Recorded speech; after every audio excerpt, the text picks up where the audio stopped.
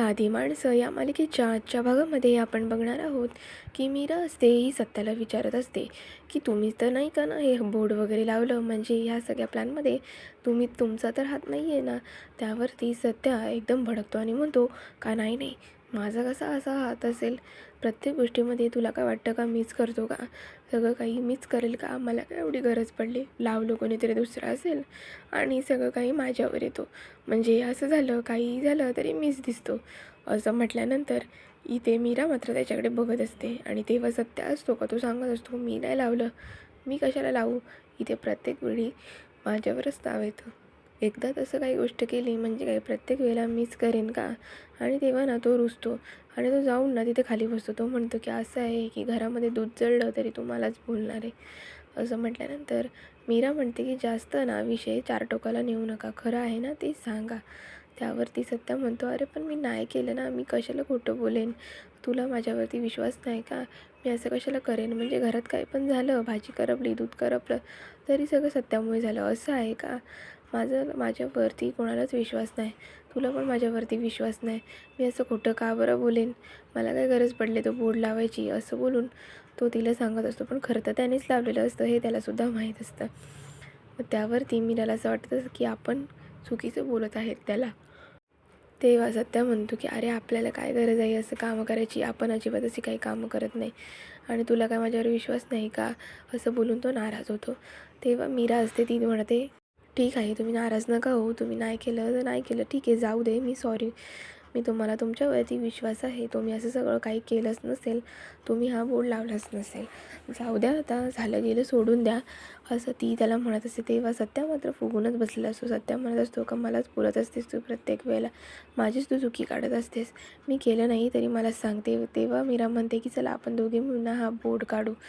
असं म्हटल्यानंतर ना ती बोर्ड काढायचा प्रयत्न करत असते, पण तिला काही तो बोर्ड निघत नसतो, कारण का तो उंच पण लावलेला असतो आणि तिची हाईट कमी असल्यामुळे तिला ना तो काढता येत नसतो. पण ती तरी पण काढायचा प्रयत्न करत असते आणि तिची हाईट पुरत नसल्यामुळे तिची गंमतच होते. आणि तेव्हा सत्य आहे का तो तिच्यावरती ना हसत असतो. तेव्हा मीरा म्हणते हसताय काय, तुम्हाला इथे बोलली काढायला या तर तुम्ही काढत नाही आहे, तुम्ही मला इथे काढायला मदत करा, मी तुम्हाला म्हटलं होतं ना, पण तुम्ही तरी इथे हसत बसले आहात. त्यावरती सत्य म्हणतो आपल्याला काढायचा का आहे बोर्ड. त्यावरती मीरा म्हणते की अहो पण अजून कुठल्या बायकांनी बघण्यापेक्षा आपण तो काढलेला बरा ना, उगाच त्या देविकाला किती त्रास होईल. त्यावरती सत्या म्हणतो तुला देविकाची बरी काळजी आहे पण तिला नाही तुझी काळजी. असं म्हटल्यानंतर मीरा म्हणते जाऊ दे पण आपण हा बोर्ड काढला पाहिजे, असं बोलून ती काढत असते, पण तो बोर्ड काय मात्र निघत नसतो. मग सत्या एक काम करतो, सत्या ना मीराला उचलतो आणि तो मग बोलतो की आता तू बोर्ड काढू शकते. आणि उचलल्यानंतर मीराला एकदम छान वाटतं आणि त्यांचा ना एकदम असा रोमॅन्टिक छान क्षण असतो. एकदम ते दोघं ना एकमेकांमध्ये गुंगलेले असतात, एकमेकांकडे बघत असतात आणि छान हसत असतात. त्यांना प्रचंड आनंद होत असतो आणि त्यांचं हे प्रेम असतं हे खुलून आलेलं असतं. लग्नानंतर त्यांच्या अशा बऱ्याच गोष्टी हळूहळू होत असतात. आणि तेव्हा आहे ना सत्या मीराला म्हणत असतो की काय झालं तुला, तू अशी का माझ्याकडे बघत आहेस, तुला बोर्ड उचलण्यासाठी तुला उचलला आहे ना, तो बोर्ड काढून टाक आणि काम झालं का तुला खाली उतरवतो, असं तो तिला मुद्दामूनच मस्करीमध्ये बोलत असतो. आणि तेव्हा त्याने उचलल्यामुळे तो बोर्ड ना काढतात आणि नंतर मग खाली ठेवतात. ते झाल्यावरती इथे सत्या म्हणत असतो की काढला ना आता बोर्ड, बरं झालं. त्यावरती इथे मीरा परत विचारते की खरं खरं सांगा, तुम्हीच तर नाही ना लावला बोर्ड. त्यावरती सत्या म्हणतो का मी नाही लावला, तू तरी मला विचारतेस, तर एक काम कर, मीच लावला बस बोर्ड, मला असं वाटतं ना का कोणी लावला असेल तर मी लावला आहे, तर ठीक आहे मी लावला आहे बोर्ड असं समज आणि आता हा विषय सोडून दे. तेव्हा सत्या हा मीराला म्हणतो का तुम्ही ना खूप जड आहात. पण तेव्हा मीरा म्हणते का हो का, मी एवढी जड आहे का, तुम्ही मला असं बोलता ना. तेव्हा ती ना त्याच्यावर रागवते, पण नाही एवढं काय मनावर नाही की त्यानंतर ती लोक घरी जातात. आणि इकडे मात्र देविकाच्या ज्या सगळ्या लेडीज आहेत ना, ते पार्लरचं करायला बसले असतात. त्याच्यामध्ये एकीला ना तोंडाला ना खूप त्रास होत असतो. तेव्हा ती ना ओरडत असते की ना तुम्ही हे काय लावलं आहे तोंडाला, मला खूप ना आगाग होत आहे. त्यावरती देविका म्हणते की थांबा थांबा, मी ना ह्याच्यावरती बर्फ लावते. म्हणून ती ना बर्फ घेऊन येते आणि त्या लेडीच्या ना तोंडाला बर्फ लावायला जाते. ते बर्फ लावलं ना थंडी असते ना, त्यामुळे ती बाईसुद्धा म्हणते का थंडीचं कोणी थंड पाणी लावतं का, तुम्हाला काही समजतं का नाही, तुम्ही असं करताय तसं करताय, असं ती बाई आहे ना त्या देविकाला ओरडत असते. आणि तेव्हा ते सगळ्याच बायका ओरडत असतात की ना काय आहे तोंडाला लावलं आहे, नुसती आगाग होत आहे, बरंसुद्धा वाटत नाही आहे. त्याच्यातली दुसरी बाई पण बोलू लागते की तुम्ही हा कसला मांस माझ्या तोंडाला लावला आहे, मला ना नुसती खाज येत आहे, काहीतरी करा. त्यावरती देविका म्हणते, अहो तो मांस ना जरा मुरू दे, तुम्ही कसली लगेच घाई करत आहात. आणि इकडे मात्र सगळेजण गप्पा मारत असतात आणि म्हणत असतात, देविकाने ना छान ऑफर दिली आहे.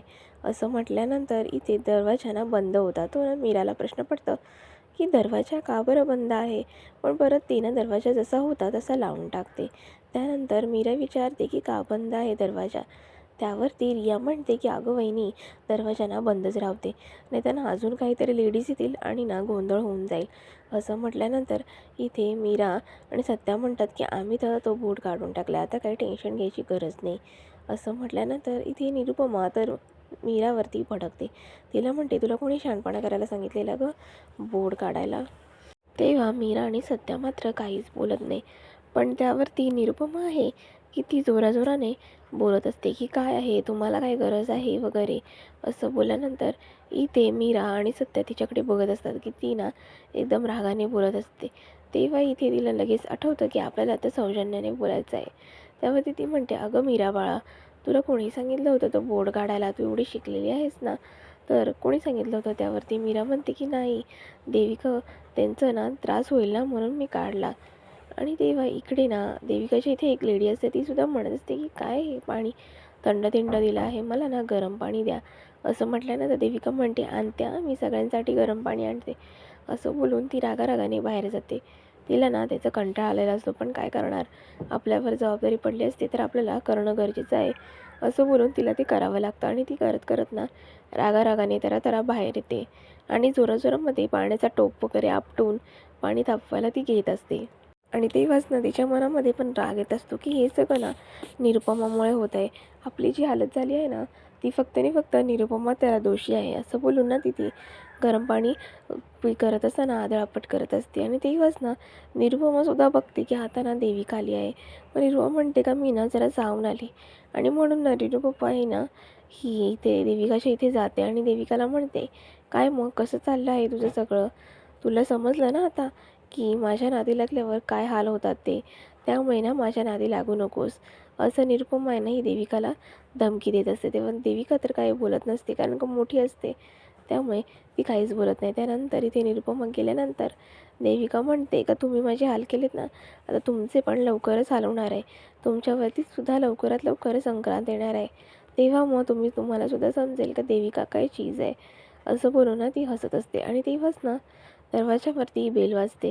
तेव्हा इथे निरुपमा जाते उघडायला आणि निरुपमाला दरवाजावरती इथे मीराची आईला बघून प्रचंड राग येतो, कारण का मीराची आई कशी साधी असते ना, ते लोक गरीब असतात. आणि मीराची आई मात्र खूप चांगली असते. पण निरुपमाला इथे राग येत असतो आणि निरुपमा म्हणत असते मनातल्या मनात, ही बाई कशाला आली आहे, हिच्या पोरीचं एक तर सौजन्याने तिचं सगळं करून मला आता कंटाळा आलेला आहे आणि आता ही बाई आली आहे. तर तेव्हा ना ती म्हणत असते का हे सगळं ना देविकाचंच कारस्थान आहे. आणि ती निरुपमा त्या मीराच्या आईवर भडकणार, त्यावरतीच तिला समजतं की आपण नको भडकायला. आणि तेव्हा मीरा हे सगळं शांतपणे बघत असते. मीराला सत्या म्हणत असतो की तू ना आता फक्त बघ, तुझ्या आईला कधी या घरामध्ये मान भेटला नाही ना, तो सगळा मान आहे ना आत्ता भेटेल. तुझ्या आईच्या सगळ्या गोष्टी ना आत्ता या दिवसामध्ये पूर्ण होतील. तू फक्त ना सगळ्या गोष्टीचा आनंद घे आणि सगळं काही बघत बस. तेव्हा ना सत्य आहे तो निरुपमाला सांगतो की हे बघ, तुला आता सौजन्याने वागायचं आहे, नाहीतर तू अशी वागण्यामुळे इथं देविका जिंकेल आणि तू मात्र सौजन्य हरवून बसशील. असं तो समजावत असतो आणि तो म्हणत असतो का तू ना हा चान्स देत आहेस देविकाला, जर असं चुकलीस तिथं ओरडली बिरडलीस तर तुझ्या बोलण्याने देविकाचा फायदा होईल. त्यावरती निर्वा म्हणते की नाही, सत्या ना बरोबर बोलत आहे, सत्या जसं बोलतोय तसंच करायला पाहिजे, कारण का आपण केलं तर तिचा फायदा होईल. आणि त्यावरती सत्या म्हणतो का तू ना याच्याशी नीट वाग, म्हणजे इथं तू चांगली दिसशील, कारण का देविका अशी तशी चांगलीच आहे, कारण तिने कोणाशी भांडण नाही केलं का ती कोणाला काही बोलली नाही. असं म्हणून सगळीजणं त्यांच्याकडे बघत असतात की यांच्यामध्ये असं काय बोलणं झालं आहे. आणि त्यावरती इथे निरुपमा असते, ती पण बोलत असते की हो, मी जर आता वाईट वागली तर इथे देविकाचा फायदा होईल आणि देविका जिंकेल, मी मात्र हारून जाईल, असं ती म्हणत असते. आणि तेव्हा ना ती तिच्या आईकडे बघत असते. तिची आई प्रचंड घाबरलेली असते, कारण तिच्या आईला निरुपमा कशी आहे हे चांगलंच माहीत असतं आणि याआधीसुद्धा निरुपमाने तिच्या आईचा खूप अपमान केलेला असतो. त्यामुळे तिच्या आईला ते थोडीशी भीती वाटत असते, पण ती तरी पण हसत असते. आणि आजीला तर तिच्या आईला बघून खूप आनंद झाला असतो. सगळ्यांनाच मात्र आनंद झाला असतो, फक्त निरुपमाला आनंद नसा झाला, कारण का तिला ती लोकं फारशी आवडत नसतात. पण तरी पण ती विचार करते की आपण ना आता त्यांचं छान पद्धतीने स्वागत करू. त्यावरती इथे निरुपमा म्हणते का तुम्ही आलात ना, बरं झालं, छान झालं. त्यावरती ती म्हणते का आम्ही ना तुमच्या घरी आमंत्रण द्यायला येणारच होतो. त्यावरती सगळेजण तिच्याकडे बघत बसतात की निरुपमा एवढ्या चांगल्या पद्धतीने कशी काय बोलू शकते. निरुपमा म्हणते आम्ही ना संक्रांतीचं आमंत्रण द्यायला तुमच्या घरी लवकरच येणार होतो. असं म्हटल्यानंतर इथे रिया वगैरे पण सगळे हसत असतात आणि त्याच्यावरती त्यांना बरंसुद्धा वाटत असतं. तेव्हा इथे मीराची आई म्हणते का पण आम्हाला तर आमंत्रण भेटलं, आम्हाला ना देविका ताई आणि किरणनी येऊन आमंत्रण दिलं. असं म्हटल्यानंतर इथे त्यांना निरुपमाला खूप शॉक बसतो. निरुपमा म्हणते का थांबा ना, मी जरा आली, तुम्ही इथेच थांबा. आणि तिला बिचारीला तिथे दरवाजामध्ये उभं ठेवतात आणि देविका ना चक्क आरतीचं ताट घेऊन येते आणि ती ना मीराच्या आईची आरती करते. ते मीराची आई म्हणते की अहो याची काय गरज आहे, पण इथे निरुपमा म्हणते का नाही नाही, असं कसं, आरती आहे ना ती केलीच पाहिजे. आणि म्हणून ना ती छान पद्धतीने तिची आरती करते आणि तिचं स्वागत करते. हे सगळं मीराला काही वेगळंच वाटत असतं. मीरा म्हणते काय चाललं आहे काय माहिती, पण जे होत आहे ते चांगलंच. आणि निरुपमा छान आनंदाने तिची आरती करत असते आणि ती आरती करून झाल्यानंतर ती म्हणते का या हा तुम्ही आतमध्ये या. त्यांना ती हाताला वगैरे धरते, त्यांच्या बॅगा बिगा धरते आणि त्यांना म्हणते तुम्ही बसा हा का, असं त्यांना ती सांगत असते. तुम्ही एवढ्या दमून बिमून आल्या आहात ना, तर बसा असं म्हणत असते. तेव्हा मीराला मात्र खूप आनंद होत असतो की आपली आई आपल्या घरी आली आहे, असं तिला आनंद होत असतो.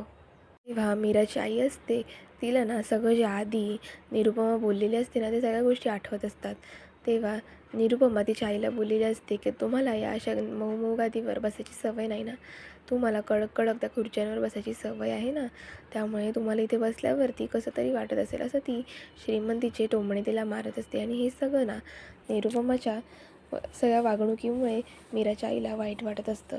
पण ती सगळ्या गोष्टी सोडून तिथे थांबलेली असते आणि त्यावरती निरुपमा सांगते का बसा ना तुम्ही, तुम्हाला मी बोलली ना बसा म्हणून. एकदम हट्टाने तिला बसायला सांगते आणि तेव्हा ना मीराची आई बसते.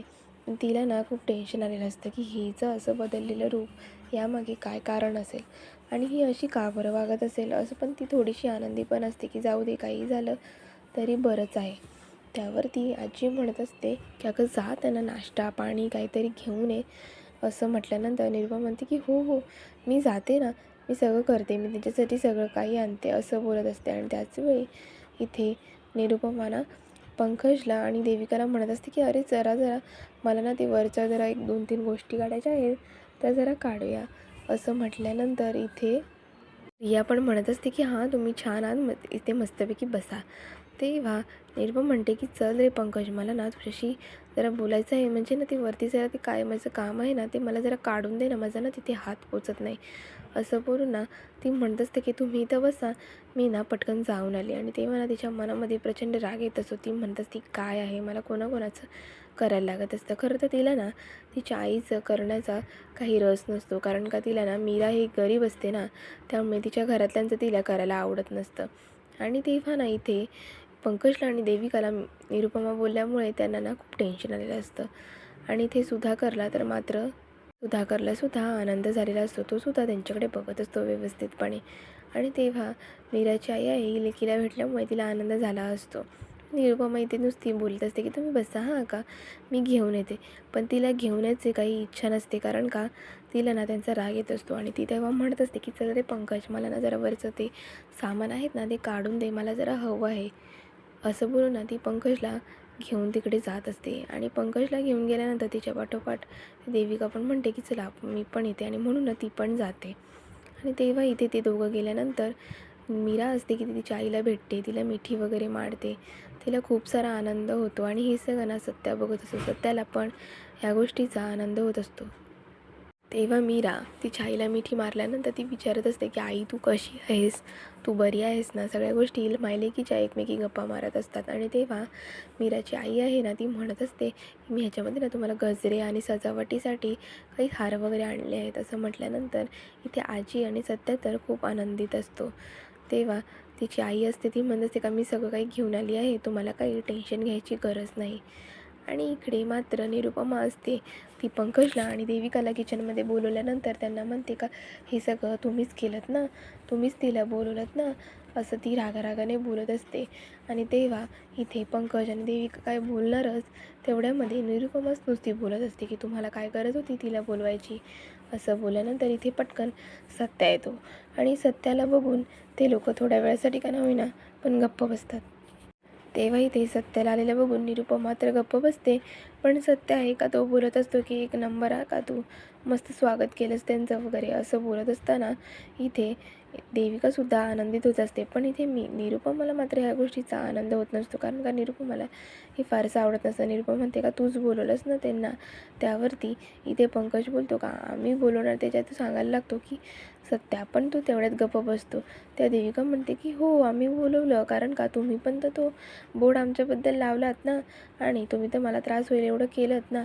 त्यावरती निरुपमा म्हणते का हो, पण तुम्हाला त्यांना बोलवायची काय गरज होती. त्यावरती निरुपमा ही पंकजला बोलत असते की पंकज तू मला आता सांग की ह्याच्यामध्ये ना बरोबर कोण आहे आणि चुकीचं कोण आहे. तू सांगणार आहेस की ह्याच्यामध्ये मी बरोबर आहे का तुझी देविका बरोबर आहे. असं म्हटल्यानंतर देविकासुद्धा बोलू लागते की सांग रे पंकज, मी बरोबर आहे का तुझी आई बरोबर आहे. असं म्हटल्यानंतर त्याला तर खूप मोठं प्रश्नचिन्ह पडतं. तो म्हणतो कोणाची बाजू घेऊ त्याला कळतच नसतं, कारण का दोघीसुद्धा त्याच्याच असतात आणि दोघींनासुद्धा वेगवेगळ्या बाजूने जर आपण बाजू घेतली तर आपलं काही खरं नाही. आईच्या बाजूने बाजू घेतली तर देविका आपली ठेवणार नाही, आणि देविकाच्या बाजूने बाजू घेतली तर आपली आई ठेवणार नाही. आणि त्यावरती इथे निरुपमा म्हणत असते की अगं देविका, तुला जे पार्लरचे आले तर ते तुझं कामच आहे, त्याच्यामध्ये तू काही बोलू नको समजलं.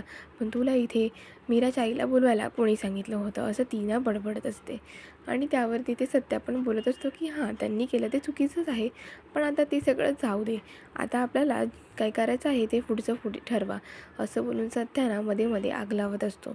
आणि त्याचं आग लावणं हे बाकीच्यांना कोणाला समजत नसतं, पण ते लोक इग्नोर करत असतात. आणि इथे निरुपमा असते ती बोलत असते की सांग रे पंकज, तुला मी मगासपासून काय विचारते की कोण बरोबर आहे ते सांग. त्यावरती इथे पंकज म्हणतो कोण बरोबर आहे तू सांगणारच. तेवढ्यात म्हणतो की ना मला ना आजीचा आवाज ऐकायला येतो, आजी ना बहुतेक मला हाक मारते. असं बोलून ना इथे देविका म्हणते की नाही आम्हाला तर ऐकायला येत नाही आहे. निरुपमा म्हणते की काही खोटं बोलू नको, काही आवाज वगैरे येत नाही आहे. आणि तेव्हा ना दोघीसुद्धा पंकजला आपापल्या बाजूने खेचायचा प्रयत्न करत असतात. आणि तेव्हा ना ते म्हणत असतात की अरे मला आजीचा आवाज येत आहे, मला जाऊ दे. असं बोलल्यानंतर तरी पण ते लोक ना काही सोडायला मागत नसतात. आणि तेव्हाच ना इथे देविका म्हणते का तू ना आता माझ्या बाजूने बोला नाहीस ना, आता आपली डील गेली.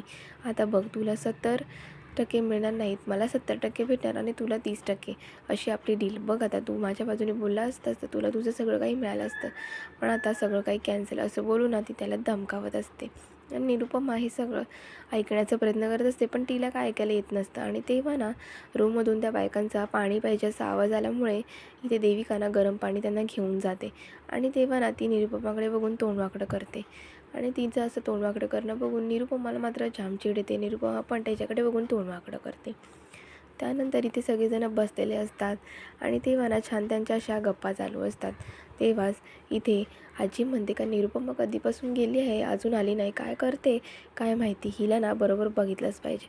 असं ना आजी ना बडबडत असते. आणि त्याचवेळी ना तिथे निरुपमा चहा आणि पाणी घेऊन येते आणि ती म्हणते की हा घ्या चहा आणि पाणी, खास ह्यांच्यासाठी ना मी चहा बनवला आहे, मस्तपैकी स्पेशल माणसांसाठी स्पेशल चहा मी बनवला आहे. असं ती ना वरती खोटं बोलत असते, कारण का तिला ना ते सौजन्य दाखवायचं असतं. त्याच्यानंतर आजी म्हणते की नुसतं चहा आणलाच, नाश्ता नाही आणला. त्यावरती ती भडकायला बघते, पण तेव्हा सत्य आहे का तो तिला थांबवतो की तू भडकू नकोस, सौजन्य पाळ.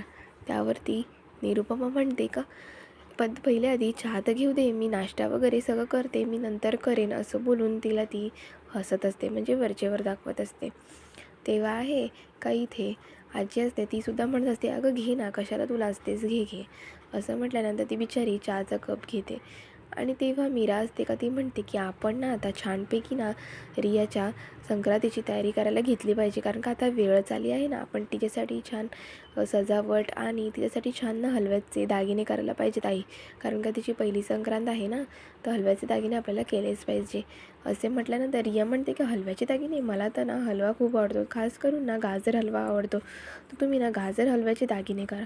असं म्हटल्यानंतर इथे निरुपमाला तर वेगळंच वाटतं आणि तिची आई तर हसायला लागते की ही अशी काय आहे की गाजर हलव्याचे दागिने करायला सांगत आहे म्हणून.